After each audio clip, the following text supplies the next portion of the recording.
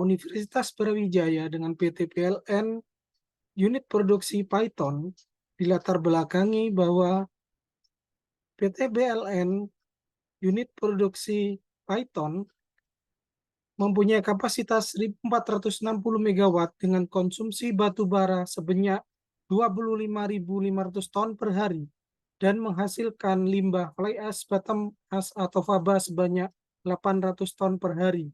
Dan faba masih mengandung logam berat berdasarkan analisis yang sudah kami lakukan. Saat ini, faba terus bertambah dikarenakan produksi yang semakin besar dan penimbunan akhir landfill yang tersedia sangat terbatas dan akan diperkirakan penuh pada tahun 2025.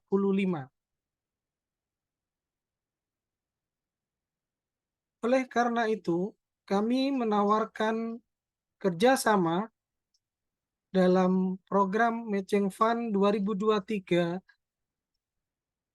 Kedereka antara Universitas Brawijaya bersama dengan PT PLN Nusantara Power UP Python dengan judul imobilisasi logam berat pada limbah faba PLTU untuk menghasilkan bahan dan produk ramah lingkungan.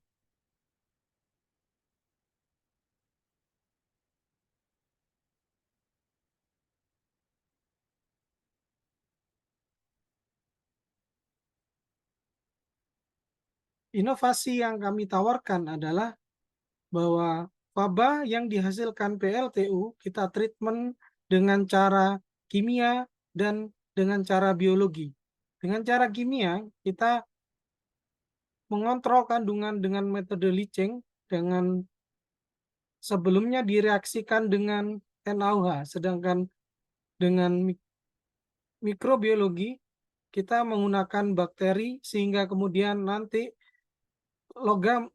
faba akan kandungan logam di dalam faba akan stabil, itu kita namakan sebagai imobilisasi karena proses microbial calcite induced precipitation. Dan hasil yang kemudian diharapkan adalah faba menjadi produk yang ramah lingkungan baik diproduksi sebagai bahan konstruksi atau sebagai pupuk pelet kompos. Proses imobilisasi faba dimulai dengan mencampur bahan faba dengan kotoran ternak dan juga dengan NaOH. Nah, kotoran ternak berfungsi sebagai bahan yang mengandung mikrobia dan NaOH sebagai bahan yang kemudian menjadi perekat yang bereaksi antara logam yang terkandung di dalam faba dengan proses metabolisme dari mikroorganisme. Berikut ini adalah diseminasi imobilisasi faba pada mitra, bahwa kami sudah memperkenalkan bagaimana proses atau standar operasional prosedur untuk membuat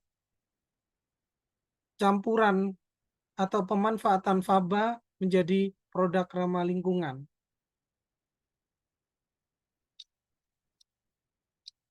Sebelumnya, faba yang sudah kita campur dengan beberapa bahan yang sudah kami sebutkan tadi, kita cetak di dalam suatu mesin dan kita menghasilkan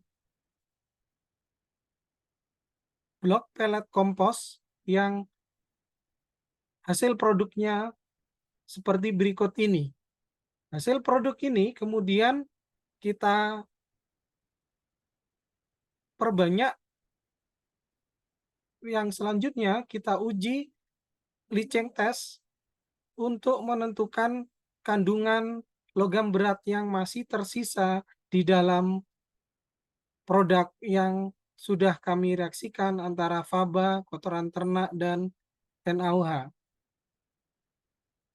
Berikut ini adalah adsorpsi asam humat, bagian dari program yang kami laksanakan di dalam Matching Fund 2023 Kedereka, bahwa faba yang kami gunakan berhasil mengadsorpsi asam humat yang air yang kita dapatkan berasal dari tanah gambut.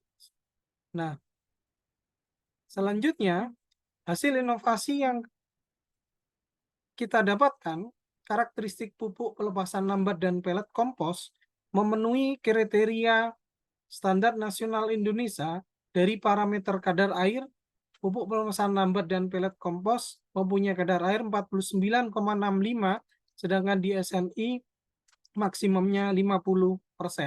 Sedangkan kadar C organik sebesar 15,33 dan kadar menurut SNI minimum 9,8 dan maksimumnya 32. Sedangkan untuk parameter nitrogen total, produk kami menghasilkan 15,33% dengan dibandingkan standar SNI minimumnya 0,4. Dan kemudian CN rasio hasil produk kami sebesar 11,55 dan standar SNI-nya minimum 10 dan maksimum 20. Sedangkan derajat keasaman dari produk yang kami buat berdasarkan campuran faba sebesar 6,73, sedangkan standar SNI-nya adalah minimum 6,8 dan maksimum 7,49.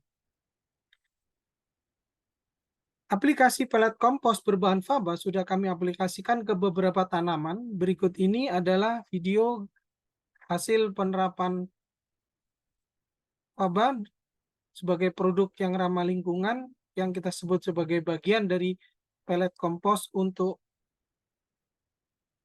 media tanam.